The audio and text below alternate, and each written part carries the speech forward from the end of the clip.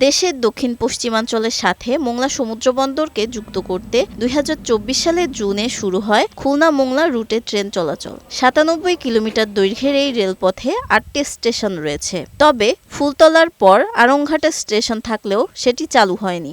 ফলে সেখানকার যাত্রীদের ২০ কিলোমিটার পাড়ি দিয়ে মোহাম্মদনগর স্টেশনে ওঠানামা করতে হয়। এছাড়াও চুলকাটি, ভাগা ও দিগড়া স্টেশনগুলোও চালু হয়নি। এতে চরম ভোগান্তিতে পড়তে হচ্ছে যাত্রীদের। আড়ংঘাটা স্টেশনটা একদম কানা হয়ে গেছে।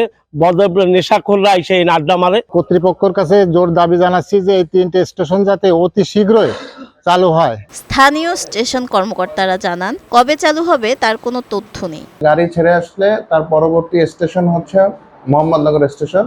মাঝে আড়ংঘাটা স্টেশন আছে, কিন্তু সেখানে গাড়ি দাঁড়ায় না। এটা আমি তো বলতে পারবো না, এটা ঊর্ধ্বতন কর্তৃপক্ষ এটা বলতে পারবে। রেলওয়ে পশ্চিমাঞ্চল জোনের ব্যবস্থাপক বলছেন, জনবল সংকটের কারণে বন্ধ থাকা স্টেশনগুলো চালু করা সম্ভব হচ্ছে না। স্টেশন বন্ধ আছে 70-এর উপরে।